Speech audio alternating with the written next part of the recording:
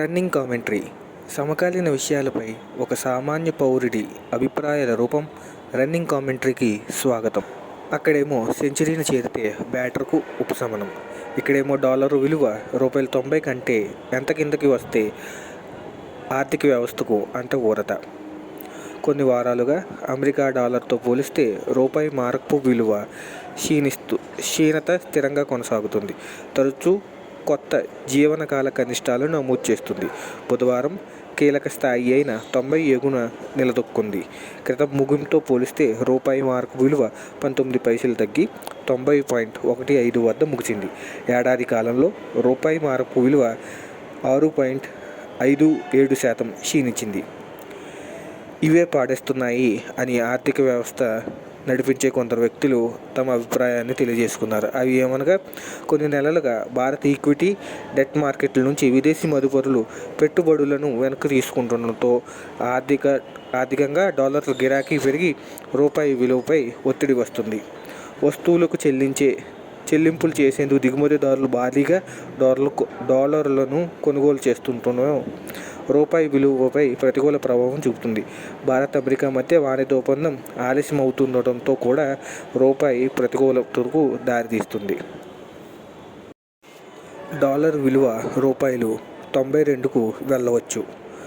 రూపాయి విలువ 90.5 తదుపరి కీలక స్థాయిగా కొందరు విశ్లేషకులు చెబుతున్నారు.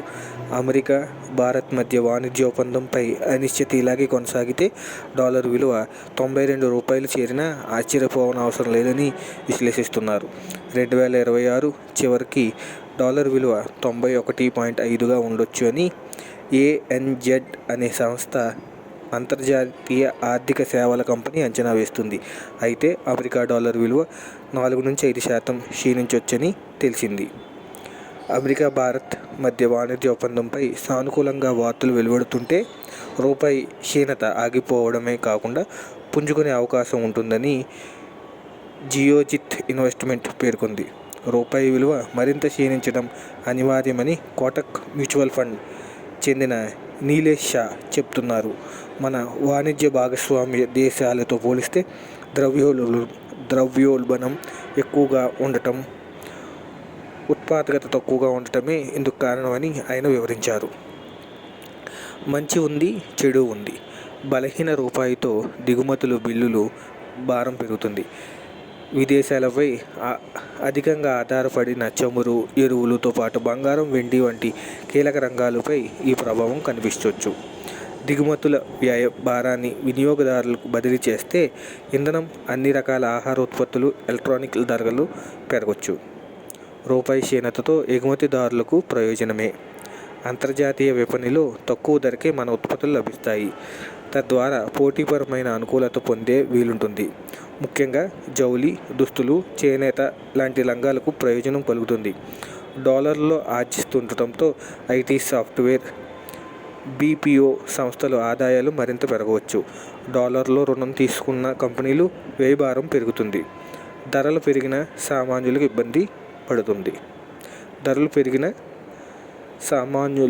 ఇబ్బంది పడతారు.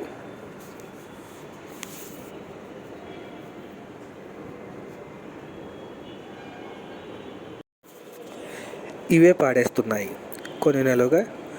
కొన్ని నెలలుగా భారత్ ఈక్విటీ, డెట్ మార్కెట్ల నుంచి విదేశీ మదుపరులు పెట్టుబడులను వెనక్కి తీసుకుండటంతో డాలర్లకు గిరాకీ పెరిగి రూపాయి విలువపై ఒత్తిడి పెంచుతుంది. వస్తువులకు చెల్లింపులు చేసేందుకు దిగుమతిదారులు భారీగా డాలర్లను కొనుగోలు చేస్తుండటంతో రూపాయి విలువపై ప్రతికూల ప్రభావాన్ని చూపుతుంది. భారత్ అమెరికా వాణిజ్య ఒప్పందం ఆలస్యం అవుతుండటంతో కూడా రూపాయి ప్రతికూలతకు దారితీస్తుంది. డాలర్ విలువ ₹92కి వెళ్ళవచ్చు.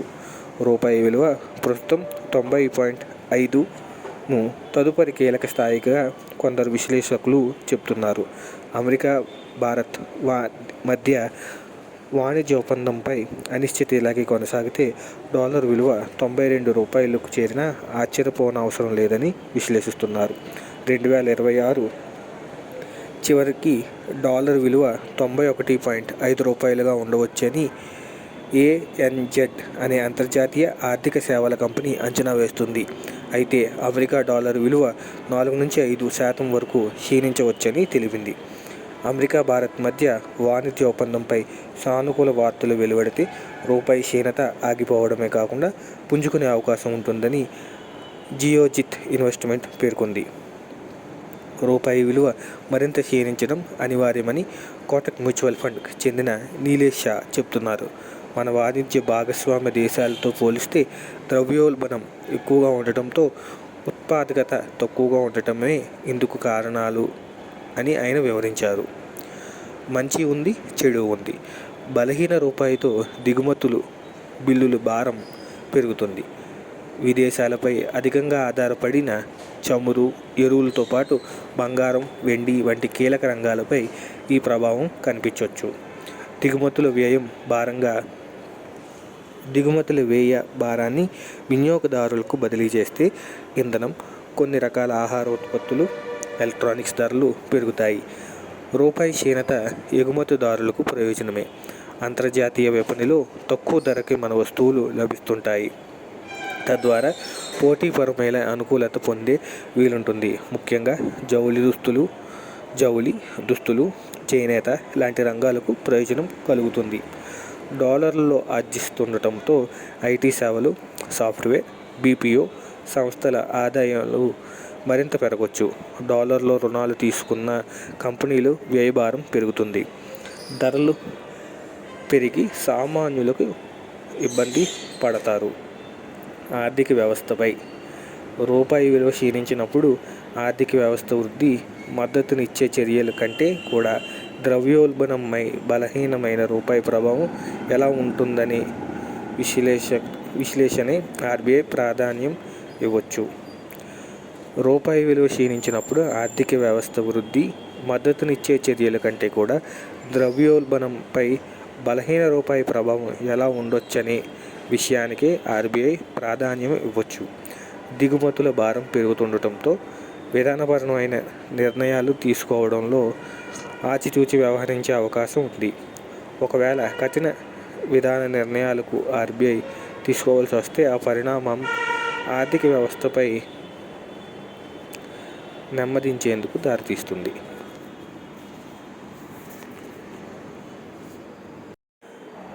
మున్ముందు ఎలా?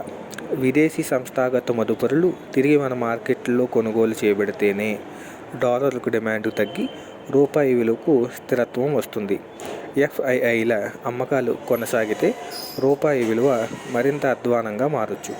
అంతర్జాతీయంగా ముడి చమురు ధరలు పెరిగితే దేశ దిగుమతి బిల్లు మరింత పెరుగుతుంది. దీంతో వాణిజ్య లోటు అధికమై రూపాయి విలువపై ప్రతికూల ప్రభావం పడుతుంది. భారత్, అమెరికా మధ్య వాణిజ్య ఒప్పందం సాధ్యమైనంత త్వరగా కుదరాలి. ఆ ఒప్పందంపై అనిశ్చితి కొనసాగినంత వరకు రూపాయి విలువకు గండమే. ఆర్బీఐ జోక్యం ఏమైంది? రూపాయి పతనాన్ని నిరోధించేందుకు ఆర్బీఐ ఇటీవల తన జోక్యాన్ని పెంచింది. డాలర్లు అమ్మడం, షార్ట్ ఫార్వర్డ్ పొజిషన్లు తీసుకోవడం లాంటి చర్యలు చేపట్టినా ప్రయోజనం లేకపోయింది. రూపాయి విలువలో అధిక ఒడిదొడుకులు నియంత్రణకు మినహా విలువలో స్థిరత్వాన్ని తీసుకొచ్చే దిశగా ఆర్బీఐ చర్యలు లేవని కొందరు విశ్లేషకులు చెబుతున్నారు. రూపాయి విలువ క్షీణత నియంత్రణకు ఆర్బీఐ తరచూ జోక్యం చేసుకుంటే విదేశీ మారకపు విలువ తగ్గే ప్రమాదం ఉంటుందని హెచ్చరిస్తున్నారు.